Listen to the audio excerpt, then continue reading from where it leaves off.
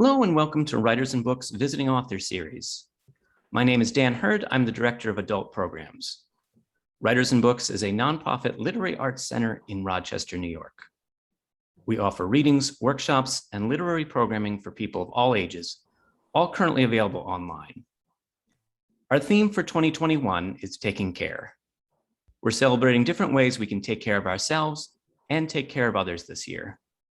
You can check out our upcoming schedule at wab.org. Please say hello in the chat and let us know you're there. Feel free to submit questions to the Q&A function. Books are available through our bookstore, Ampersand Books. I'll put the link in the chat. We're so excited to have Omar Akkad with us today. First, we'll hear him read, and then he'll be in conversation with Kurt Nearing-Bliss. Kurt is an English professor at Finger Lakes Community College, where he teaches a variety of writing and literature classes. He facilitates faculty development workshops at Bard College's Institute for Writing and Thinking. He also performs music and poetry with his wife and collaborator Nanny under the name Dead Metaphor Cabaret. Omar Akkad is an author and journalist.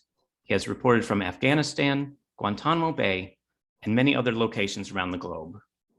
His writing has appeared in The Guardian, Le Monde, Guernica, GQ, and many newspapers and magazines. His debut internationally best-selling novel, American War, was Writers and Books' 2019 Rochester Reads selection and was listed as one of the best books of the year by the New York Times, the Washington Post, GQ, NPR, and Esquire. His new novel, What Strange Paradise, is the story of two children finding their way through a hostile world. But it is also the story of empathy and indifference, hope and despair, and about the way each of these things can blind us to reality. The writer Tommy Orange has said, "What Strange Paradise is by turns tender and brutal in its truths." Omar Akkad writes with such emotional precision, power, and grace. The book devastates and uplifts somehow, and we are left not with hope, that isn't the point, but are asked to witness, to see what is here, with clarity and with fullness of heart. Omar, thank you so much for being here. Welcome back. Thank you so much for having me. I really appreciate it. Thank you to everyone for coming out to this, and to Kurt, who has been so generous in reading my work, and in our previous conversations has gone a long way to explaining to me what my books are about in ways that I did not realize. Because he is much smarter than me. And I'm just honored to be here and to be able to speak with him. Writers and Books has also been incredibly kind over the years. A few years ago, they called up and said, "Hey, would you like to come to Rochester and do some events?" And I was very excited to do so. My wife did her postdoc in Rochester, and I have a lot of great memories of the place. And I showed up, and we ended up doing 20 events in 4.5 days. Every library branch in upstate New York, high schools, colleges, prison. And at one point, we were traveling from one event to the other, and I mentioned to one of the folks from Writers and Books, I'm really worried that if somebody attends more than one of these events, they'll hear me say the same thing over and over. And she looked at me like, why would anyone go to more than one of these events? What kind of masochist is out there, following you like the Grateful Dead? And in fact, the only masochists who were doing this were me and the folks from the Writers and Books who were with me, who had to listen to me over and over again. So anyway, all of this is to say that if you find tonight's presentation very, very tedious, please know that this is not by far the worst infraction I have committed against the people of upstate New York. I have rampaged through there, rambling at you before, and I had a great time at the very least. Thank you so much to everyone who came out to this. My name's Omar. I'm a writer. I was born in Egypt. I moved to the US from Canada about 7 years ago. I just got my US citizenship a few days ago. They asked me, one of the questions was, how many voting members are there in Congress? So if you happen to know that that's 435, I think. Anyway, you have to answer 6 within 10. If you get more than 5 wrong, you're thank you. If you get more than 5 wrong, you don't get anyway. So I'm officially a U.S. citizen now, which has been a long time coming. I grew up on the culture of this country, and it's nice to be formally part of this place and these many places put together. A few years ago, I wrote a book called American War. It's a second Civil War. It's a sort of dystopian speculative fiction, I think is how it's overwhelmingly described. The second book I wrote is called What Strange Paradise. It came out July of this year. It's a very different book. It's a shorter, quieter book. A lot of what it does underneath the surface, which is not to say that I'm, some misunderstood literary genius or anything. It's just the construction of it is very different from American War, even though I think thematically and sort of emotionally, narratively, there are many similarities. One of the fun things you get to do when you're an author is, after the fact, you get to invent a very clean Genesis story. I had one for American War, which was mostly apocryphal, but it was sort of a collection of things that got me thinking about the stuff that became the book. The same is true in the case of What Strange Paradise. The earliest memory I have of the things that got me thinking about what would become this book is an experience I had when I was still working as a journalist. I worked as a journalist for 10 years, and I had a lot of foreign assignments, one of which was in Egypt in 2012. I was in Cairo, and I was covering the aftermath of the Arab Spring. And I was born in Cairo. My family's all from Egypt. And I was driving around town with an old high school friend who was complaining about the most universal thing there is to complain about, rent. Rent's too high. And at one point I asked him, what's the rent for, an apartment in your building, for example? And he said, well, do you mean the locals' price or do you mean the Syrians' price? And I said, well, what the hell is the Syrians' price? And he said, well, we've had this influx of people who've had to flee to Egypt from Syria, and they don't have a choice. You can charge them 3 times as much. What are they going to do? Go somewhere else? And it quickly became apparent that this wasn't just a rent thing. This happened when you went down to the fruit and vegetable vendor down the street. As soon as they realized from your accent or from something about your nature that you weren't from there, they put 2 and 2 together and could gouge you, basically. And all of this was happening in the context of, I'm Egyptian. If I was born a few years earlier, I would also have been Syrian, because at one point it was one country, this sort of Arab nationalism. You had all these Arab leaders talking about standing by our Syrian brothers and sisters, and it was all nonsense. At the end of the day, there was a population that could be exploited, and so it was going to be exploited. A little while after that, I was reading a story about a migrant ship that had capsized, had gone under during the Mediterranean passage. And the details of what happened are about as grotesque as you would imagine. But one of the things that's stuck with me from that story is how it came packaged in this skin of outrage. People on this side of the planet were outraged that this was happening, and how can we let these people die this way? And all of that lasted for about 24 hours. And then everybody moved on to whatever they were going to be outraged about next. And that sense of sort of the privilege of instantaneous forgetting is this thing that I talk about a lot. This privilege of considering yourself a good progressive so long as you're sufficiently outraged about the injustice of the day today, and then you move on to the next one tomorrow, and so on and so forth. I specifically wanted to write something against that privilege. I wanted to dwell. So the result is this novel. It's called What Strange Paradise, which is a line that I stole from an old Emma Lazarus poem. Emma Lazarus is the poet most famous for New Colossus, the poem that's etched into the Statue of Liberty. You're tired, you're poor, you're huddled masses. And structurally, it is very much a repurposed fairy tale. It's a retelling of Peter Pan as the story of a contemporary child refugee. It starts with the image of a child who is washed up on the shore of an unnamed Western island. It's very much based on Crete, but it's a fantastical place. I've sort of messed with the borders and the flora and the fauna. He's the sole survivor of this migrant shipwreck. As soon as he opens his eyes, he is chased by the authorities who believe that everyone is dead and are trying to capture this kid. And then from that point on, the book splits into alternating chapters of before and after. So the after chapters show what happens once he gets to the island, and the before chapters show how he ended up there in the first place. And rather than read at you for 20 minutes straight, which I promise I will not do, I thought I would read you two fairly short sections, one from an after chapter, the one I usually read, which is just the opening pages of the book. And then I was hoping to read a very small, the shortest chapter in the book, I think, which is one of the before chapters, which is the part of the book that sticks with me the most.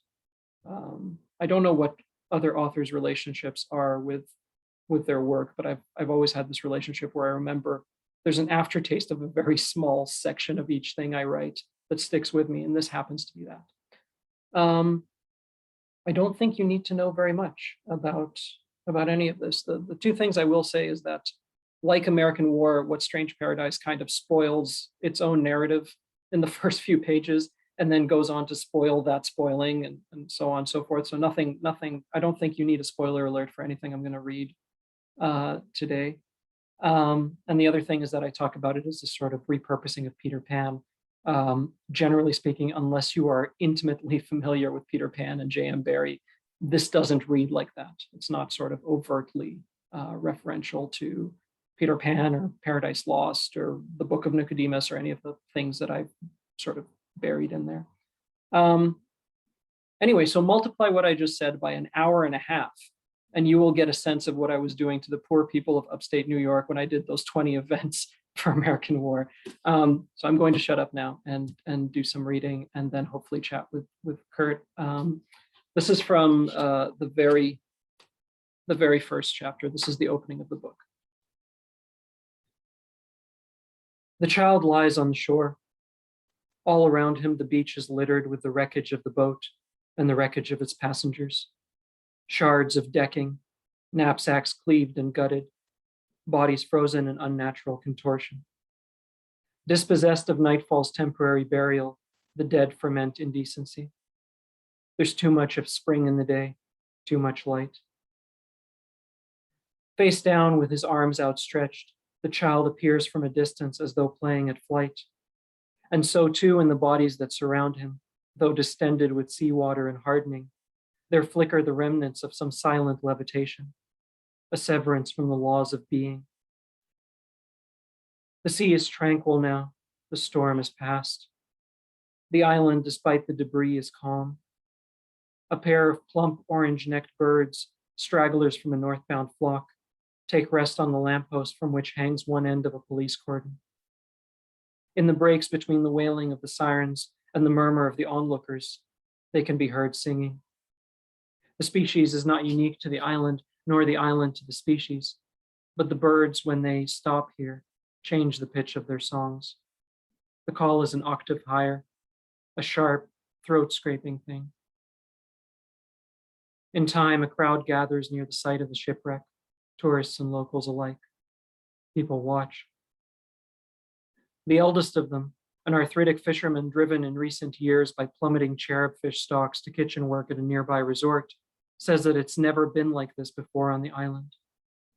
Other locals nod, because even though the history of this place is that of violent endings, of galleys flipped over the axis of their oars, and fishing skiffs tangled in their own netting, and once during the war, an empty Higgins lander sheared to ribbons by shrapnel, the old man is still, in his own way, right. These are foreign dead. No one can remember exactly when they first started washing up along the eastern coast, but in the last year it has happened with such frequency that many of the nations on whose tourists the island's economy depends have issued travel advisories. The hotels and resorts, in turn, have offered discounts. Between them, the Coast Guard and the morgue keep a partial count of the dead, and as of this morning, it stands at 1,026, but this number is as much an abstraction as the dead themselves are to the people who live here, to whom all the shipwrecks of the previous year are a single shipwreck, all the bodies a single body. 3 officers from the municipal police force pull a long strip of caution tape along the breadth of the walkway that leads from the road to the beach. Another 3 wrestle with large sheets of blue boat cover canvas, trying to build a curtain between the dead and their audience. In this way, the destruction takes on an air of queer unreality, a stage play bled of movement, a fairy tale upturned.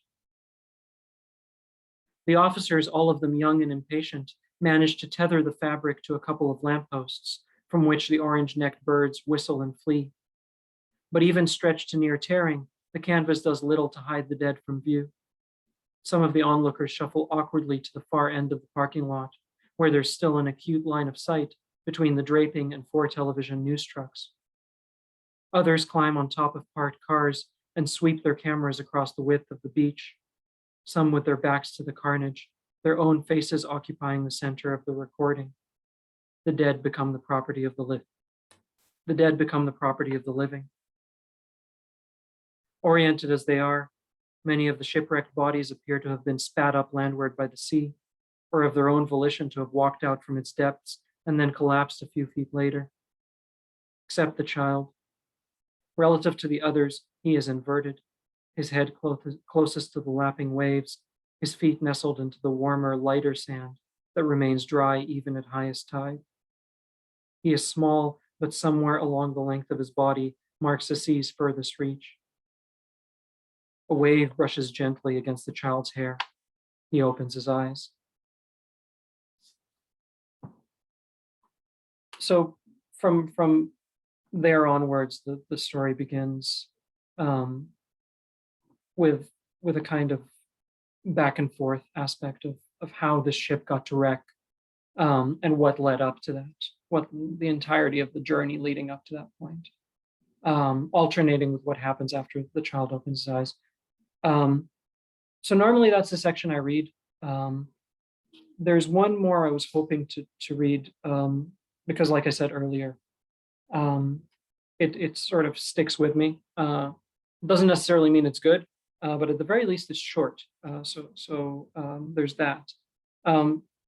Someone had asked in the chat, what are the parts of American War that stick with me? For what it's worth, the part near the end where Surratt is sitting with her nephew by the side of the river, which I think might be the quietest part of that book. It's a very bang bang novel, and the older I get, the less inclined I am to write that kind of kinetic, the loudness, the kind of violence. And so the part of American War that sticks with me the most is that very quiet part where it appears that she's healing, and the reason she's healing is because she has someone she loves.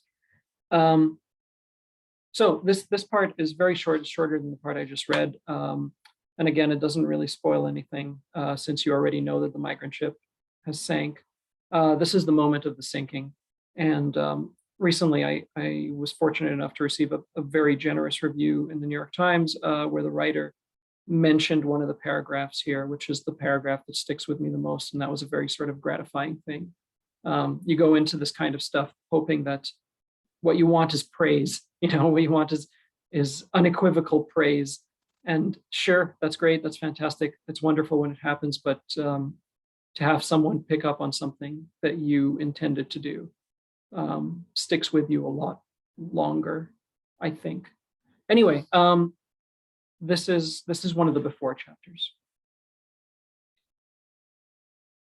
In the last moments, some held on dearly, leaving splinters of nail and streaks of blood between the boards. And although earlier the boat was filled with screaming, of these remaining few, none made a sound. Others, knowing now what was about to happen, what was inevitable, gave in, and without resistance were swept off the deck and into the water. And they too made no sound. In the distance, the island, the colored lights, the music. One final time, the waves lifted the Calypso high. Under the force of a tumbling body, the mast snapped at its base. The sea overwhelmed, drowning the bloom of limbs that struggled to escape the lower quarters. Turning past the point of rebound, the old fishing boat flung its last few occupants, still hanging on to the far starboard side, into the air. For an instant, the deck became perpendicular to the surface of the water, and then, like a closing eyelid, met it. Amir took flight, headlong into the seaborne sky, the roof of the great inverted world. In meeting him, the water was not cold or concussive, but warm and tranquil, its temperature the temperature of a body, the temperature of blood. With ease and without pain, he flew past the surface, past the depths, past the places where light and life surrendered and the domain of stillness began. And then lower, farther, past the crust of a million interlocking bodies who'd braved this passage before him and come to rest at the bottom, sick with the secrets of their own unallowed mourning.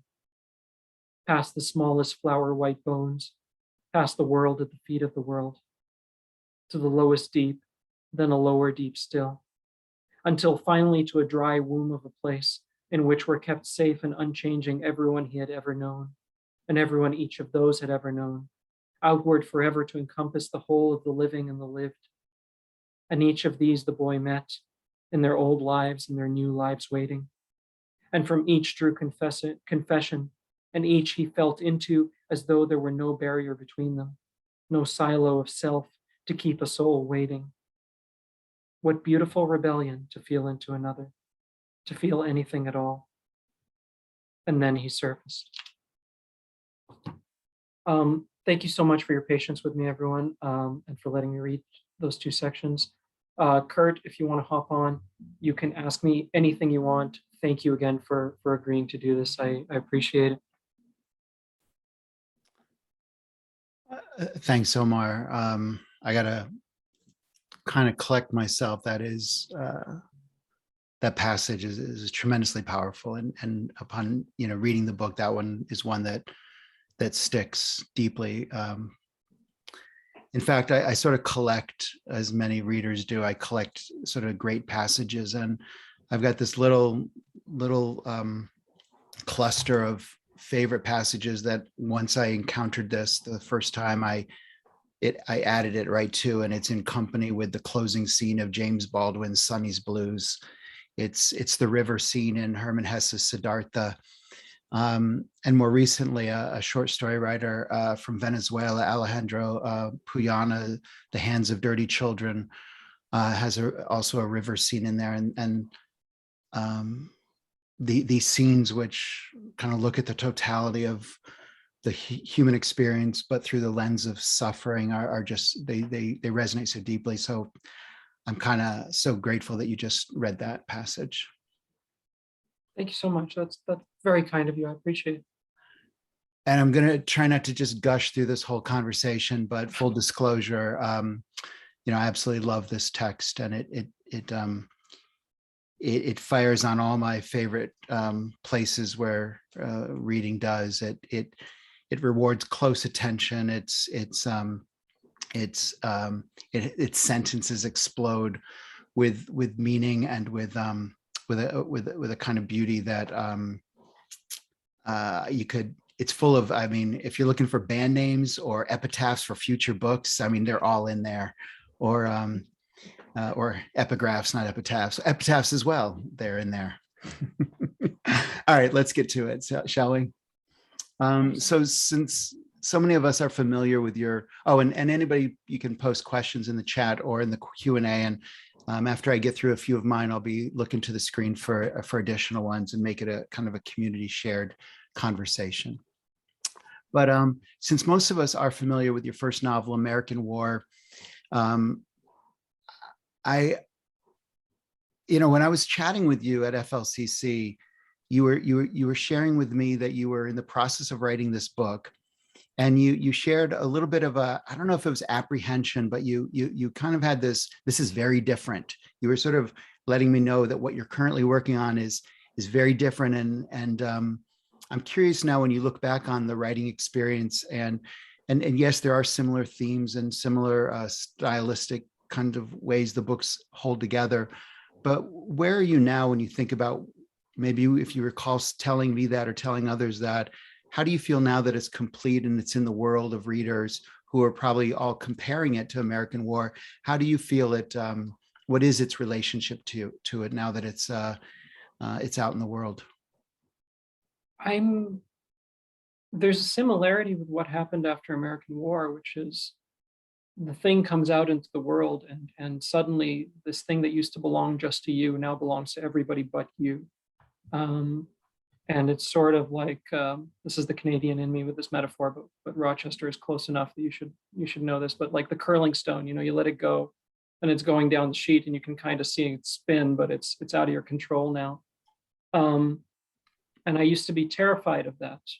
I used to be terrified of kind of like you plant the flag and then you could just see the wind knock it over. You can see time push it and make it irrelevant over the years. But I find that now to be a much more merciful thing, the letting go, because now you can, at least if you have my insecurities and my temperament, you can start to forgive yourself for having written it in the first place. The process of writing for me is very much a process of insufficiency. You have these ideas and these thoughts and sentences and collections of words in your head that are clear as diamonds and they're bright as diamond. And then you, in the translation process onto the page, they all become coal. And to do that for years on end and to constantly be hammering away at something that feels so insufficient compared to what it was in your head is a great catalyst for self-loathing. And by the time you're finally done with the book, you're kicking yourself for having undertaken it in the first place. And then you let go and you can start moving out of the valley and sort of, I read through it now and there are things in this book that get to me the same thing was true with American War. So I think if I'm fortunate enough to continue to keep doing this, which is not a safe bet by any stretch of the imagination, I would hope that whatever I do next continues to inspire in me that fear and that anxiety. I think if I'm getting to a place where I'm doing, American War 2, American War 2, American 2 War, American War Tokyo Drift, if I'm Fast and the Furious franchise, like if you're doing the same thing over and over again, I think that's not a useful place to be as a writer. So long as I'm able to continue inspiring that kind of anxiety and fear in myself every time I take on a new project, in the short run, I'll be miserable, but I think I'll be happy over the course of a career. Well, let me ask you this. One insight I had while reading it is it seemed that just the opposite of being American War II, in some way, this could function as a prelude to American War, in that a lot of the trajectory of the world you created in American War, you kind of could see being the foundation being laid in this text. How would you respond to that sort of observation? I think it's a fascinating one, and nobody has brought that up, but now that I hear it, I can't disagree. I think one of the reasons for that, and again, it doesn't imply that the book is good or bad, but I think one of the reasons that claim could be made is because the central trick. I always talk about this idea of what Borges said about all literature being tricks, and no matter how clever you are, your tricks will get discovered in time. My tricks are not particularly clever; they're inversion. I take things that are happening to people who don't have much of a voice, and I try with whatever literary arsenal I have to magnify.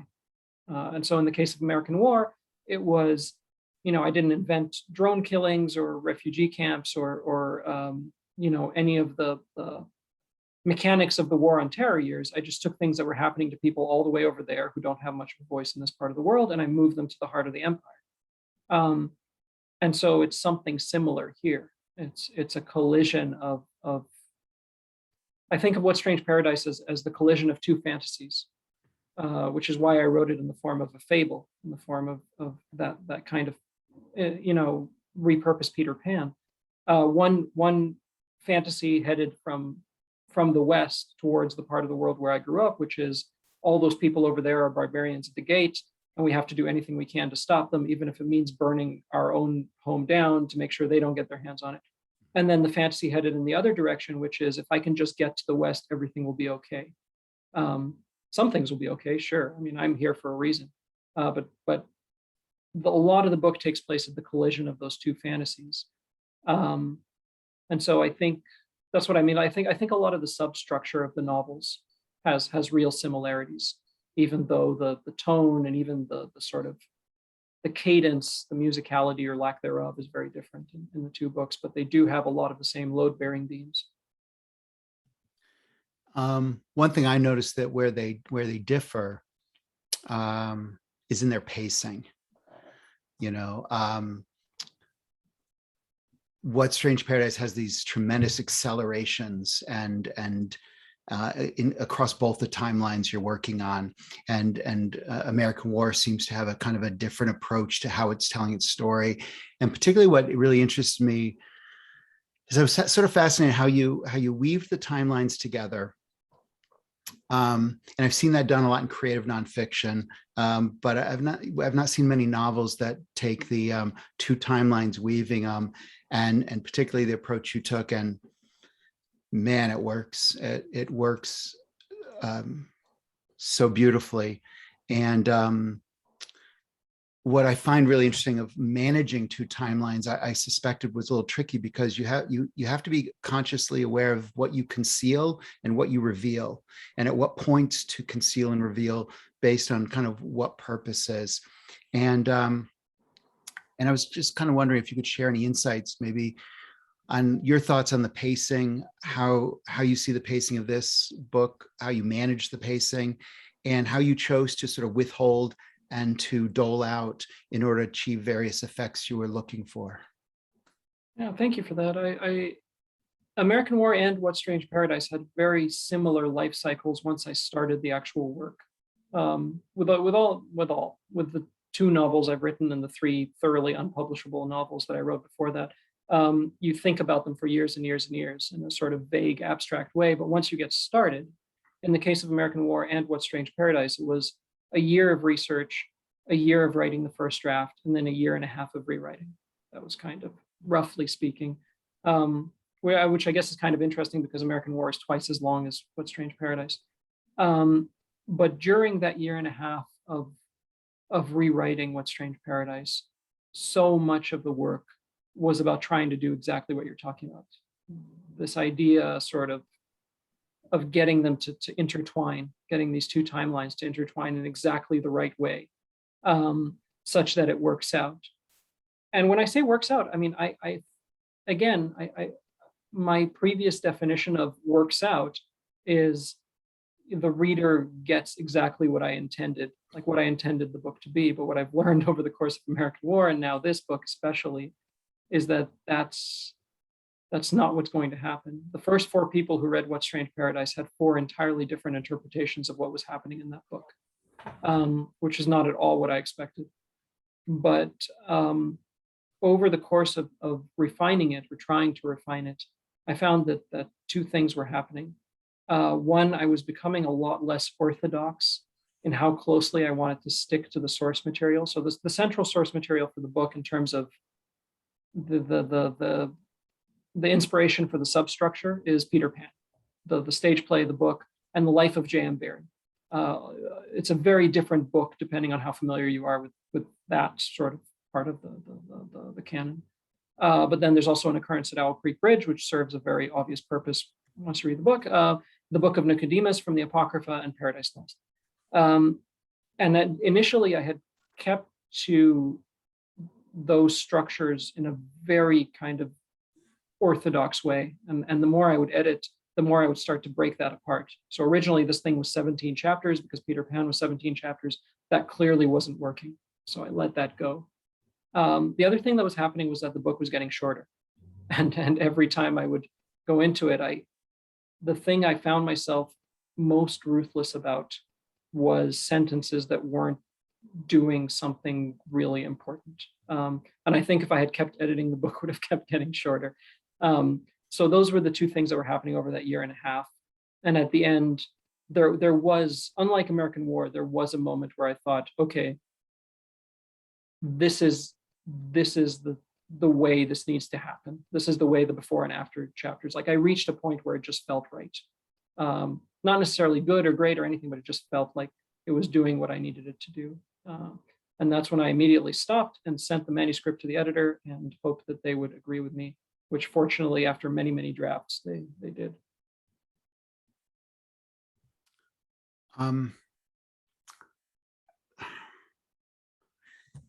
curious if we could, maybe let's focus now on sort of the content. And that is that it's so much about the human migration, the refugee crisis, the realities of the echo effect of colonialism. And you mentioned as a researcher, and I'm curious, so for those of us, I know there's some educators with us tonight. For those of us planning to teach What Strange Paradise in our classes, I'm wondering do you have any recommendations for perhaps things that might help flesh out the context of this very complex issue? When I taught American War, I found this great podcast, Uncivil by Gimlet Media, and which really helped to educate us on particularly the lost cause concept of the Civil War. And I find companion texts and to provide context really helpful when dealing with these complex issues that Americans particularly are a little bit perhaps less familiar with. And I'm curious if you would have recommendations for the kinds of things, whether they're other books or articles or media that that either helped you or that you might imagine would help students digest this text. That's a really fascinating question. Thank you for that. There were a number of books that I was using as my grounding for the actual research for things like there are individual details in the book that are very much taken from the actual migrant passage, despite the sort of fabulistic nature of the whole thing and the kind of element of make-believe that runs through it. But there were also very real details about, for example, smugglers along this passage will often sell the folks on their boats life jackets, and they're shot, they're filled with foam. They will do the exact opposite of what a life jacket is supposed to do if you hit the water with these things. And so, the details of that, there's been some incredible reporting on the nature of that passage. The one book, though, that I think it's everyone can go find that body of work. It's not hard to find. The one book that sticks out in my mind that I don't think anybody would ever consider including as a companion text, but is in fact the book that influenced me the most when I was writing What Strange Paradise, is a book called The Wandering Jews. It came out about 100 years ago, and it is an account of Eastern European Jews who were fleeing horrible persecution on the eastern side of the continent and trying to get to the western side of the continent. And once they got there, realized that there was an entirely different body of persecution that they were going to face there. And this book was written, the tone of it is very indignant. This isn't sort of, removed objective reporting. This is someone who's angry about what's being done to these people, and you can see it in every chapter of this book. But one of the things that stuck with me is how incredibly similar the fine details, not only of what was being done to these people, but also how they responded. There's an entire section in this book where the writer talks about, well, of course they're going to come up with fake identification. Look what you're subjecting them to. They have to jump through your hoops. What do you expect them to do? And it's this thing where you could almost sort of, you could move the geography around slightly, and you would have something that could have been written 5 years ago. That book especially, I think, speaks to how unchanging our mode of thought is around our most vulnerable and our most disposable human beings, the swath of the earth that we've considered to be expendable. So that one sticks with me as I think a recommendation that might help. In addition, of course, to the poems of Emma Lazarus, who is known best for the New Colossus, but also has some incredible work on what it means to be placeless. There's one of her poems about, it basically takes place in rural Texas, and it's two European Jews who fled this persecution, found themselves all the way on the other side of the planet.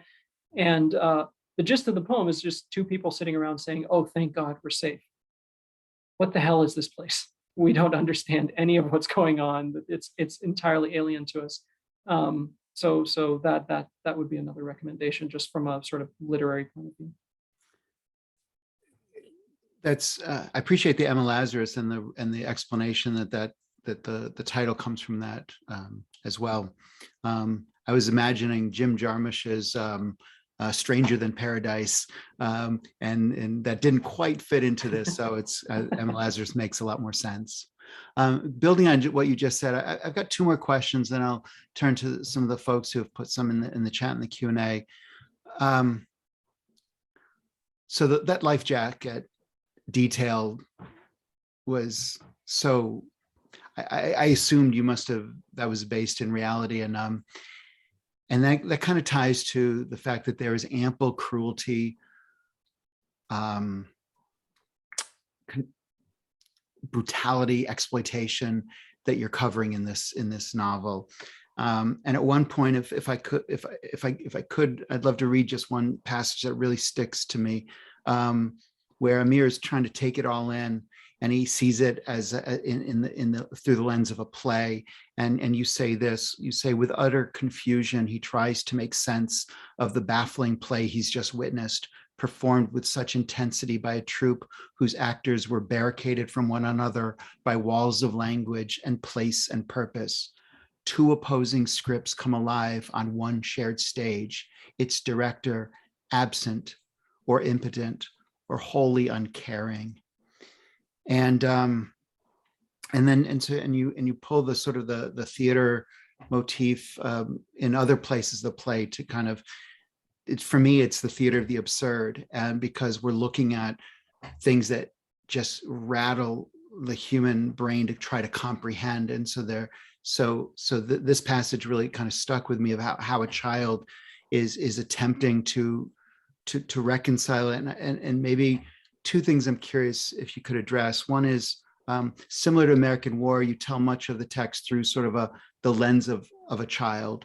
And I'm wondering what that seems to afford you in these two novels, as opposed to maybe from the viewpoint of an adult, to look at the totality of what humans is, particularly our tendencies towards brutality. And also, once you now go into the world of adding a sort of a theater motif in it, it conjures us to begin thinking about, well, what is the role of art in helping us to understand and reconcile what it is that humans are? So I kind of threw a bunch of stuff in there, but that passage just struck me so deeply, particularly that last phrase about this director absent, impotent, or wholly uncaring. And so the eyes of a child, the role of art in helping us understand a world that's so incomprehensible. What might you just kind of say to any of that? Thank you for that. Again, I don't know if I write children well or poorly. I am drawn to that part of life, I think, because to me it is the time of our only honest interaction with the world. I think, given the constraints of the systems that we've created for our society, primarily capitalism, we are, as we venture into adulthood, subjected to this incredible weight of obligations, most of which boil down to one kind or another of lying. You lie to yourself just to get through the day. You lie about your purpose, about whether what you're doing with your life. I'm using the royal you, of course. This notion of I'm not taking it personally. There's definitely no projecting going on here. I can assure you of that. But just this notion of when you are young and none of those obligations of deliberate fabulism have been thrown on you, the kind of fabulism that you gravitate to as a child is a much more honest thing. There's that famous poem, the line from oh my God, the Nobel laureate whose name now escapes me, but we see the world once in childhood, the rest is memory. And I happen to be the kind of writer who writes about things that make him angry. That's all I'm good for most of the time. And most of what makes me angry is systemic. What allows systemic injustice to happen and to keep on happening. And so I naturally gravitate towards filtering that through the experience of childhood, because filtered through the most honest experience of our time on earth, the glaring wrongness of it becomes as apparent as I think I'm able to make it.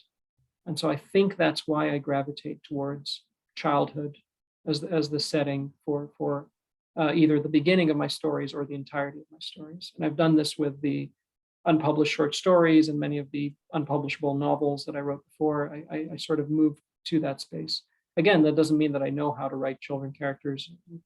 It's just where I go. In terms of the purpose of art, that's the question that I've been struggling with, because all of my previous answers slowly get proven wrong over time. The one I go back to now is that I think the purpose of literature, I think the purpose of storytelling in general, is to momentarily relieve us of this burdensome fantasy that life makes sense. And so as a result, I think whenever I think of what I've learned from fiction as opposed to nonfiction, what has changed me as a result of reading fiction, I can never quite put my finger on it. You know, I can tell you exactly what I learned from reading Midnight in Chernobyl.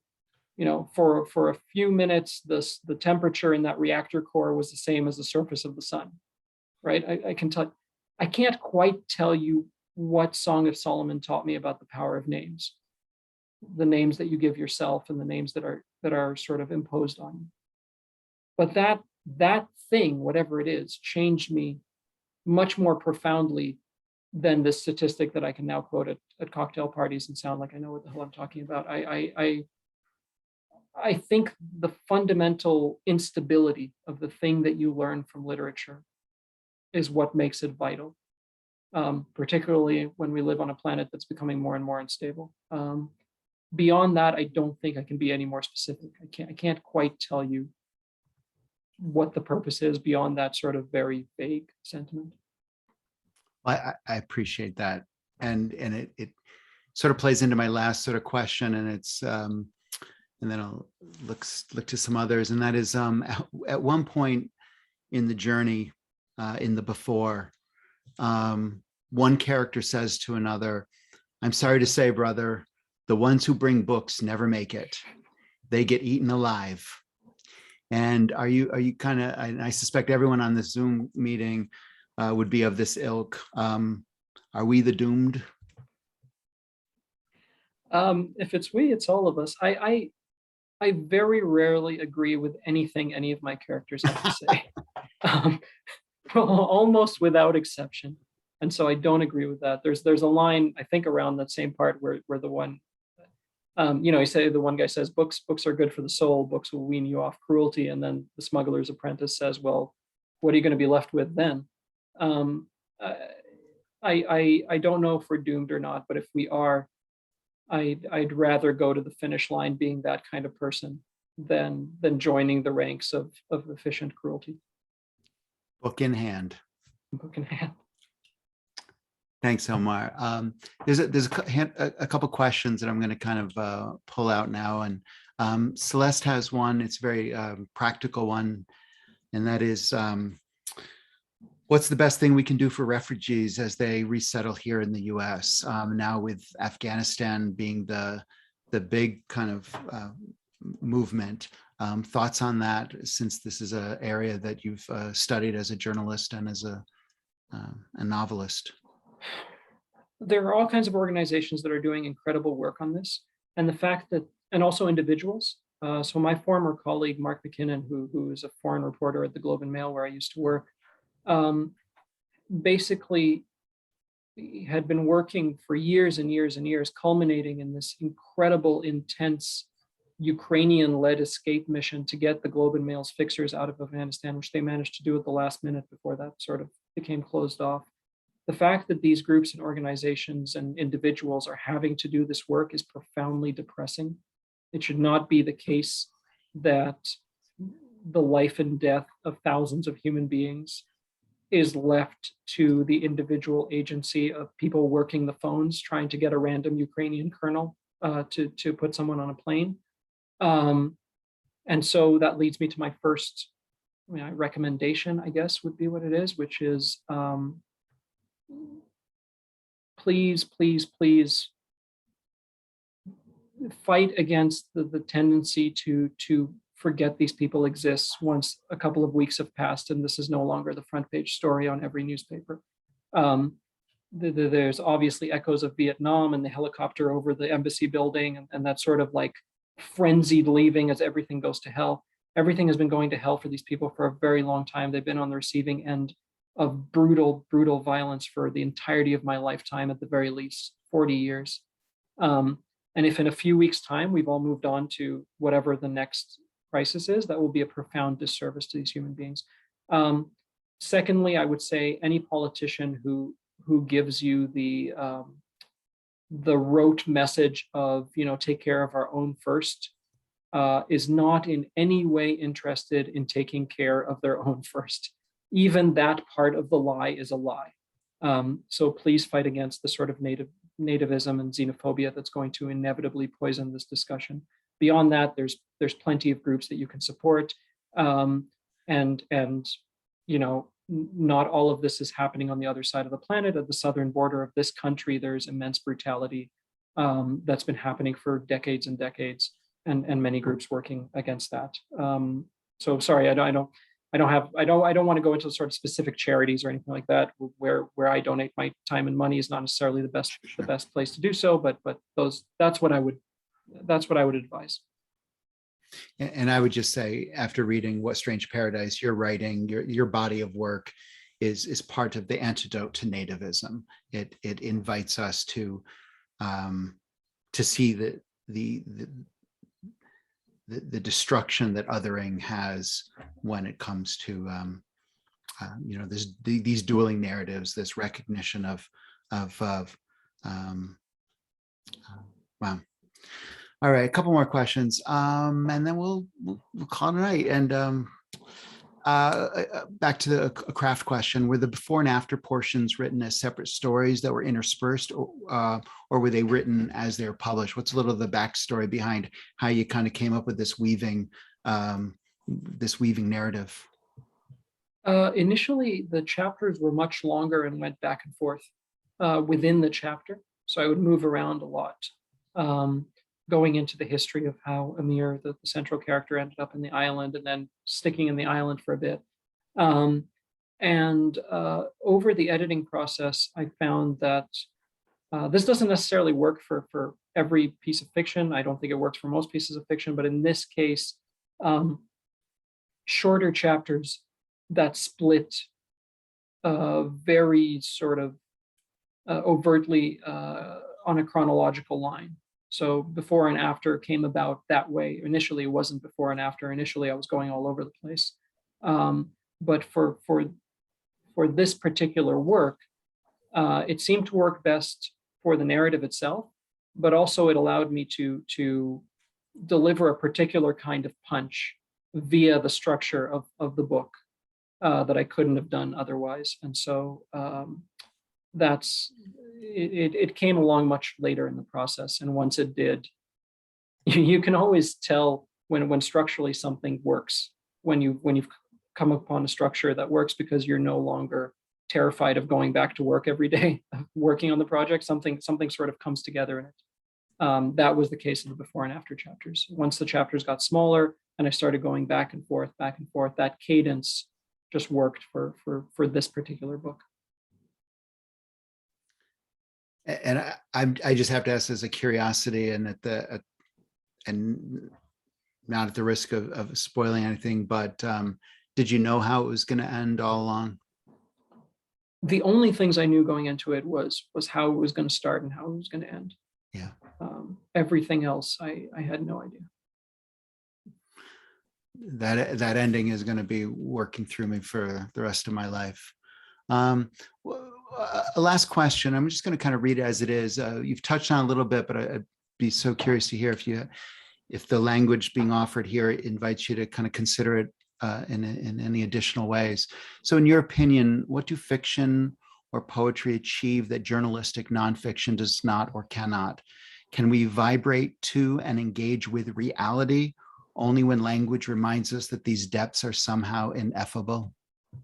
I think on the first level, I would say the lifespans are very, very different. So I used to work in journalism, and it was a short, sharp spike. You would write a story, it would get quoted in Parliament Hill. The opposition would bring it up and ask the prime minister something, and you would get this very short bit of intensity, and then 2 days later, everyone would forget about the story. American War still sells a few hundred copies a week. It still chugs along. It was never, it never sold Harry Potter numbers, or it never had that kind of impact on the culture, and probably never will. But it lives, and it kind of just keeps living against all odds. And I don't think it's because it's a great book. I think it's because that's the nature of fictional, the story.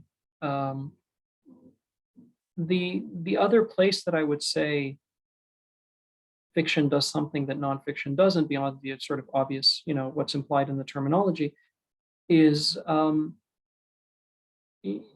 journalism and nonfiction by necessity are about answers. If you don't have a who, what, where, when, how, you don't have the piece of writing. Fiction is very much the place you go to sit with questions. Nothing I've ever written in the world of my fictional sort of storytelling has ever been prescriptive, in the sense of, and if you do X, Y, Z, everything will work out. That part is non-existent. And so again, I go back to this notion of being comfortable with instability, with the sort of foundationally unstable nature of life, of what it means to be human, all the irrational things we do to ourselves and to one another. That reaching out, I think, can only really be done through the act of telling a story.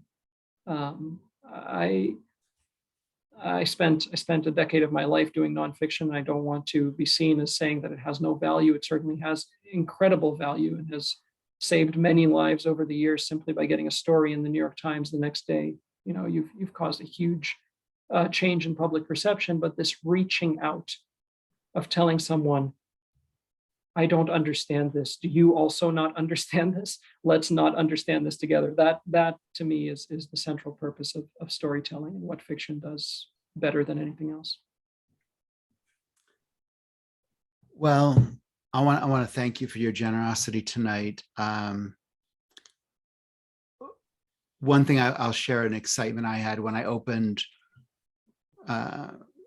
What Strange Paradise, and I got to that page where, right in the beginning, where it says other works by, and it's American War, and beneath American War is this whole page that's still white, and it excited me that someday there's going to be all these other texts that we all get to read, and that thrills me to know you at this point in your career, and just thrilled that page is going to fill with other texts that are important contributions to literature and to the human conversation. So thank you so much for your time with us tonight, for bringing to our community, and for the work that you're doing, Omar. Thank you so much. That was very generous. I really appreciate it. Thank you so much. Thank you to Omar. Thank you to Kurt. Such a great conversation. Buy the book. The link is in the chat. I want to thank our funders. I'll bring them up here. Thank you to our funders. You can find a video of this reading will be on our website, wab.org, as well as our upcoming readings. And I would say thank you so much, and have a great night. Take care, everyone.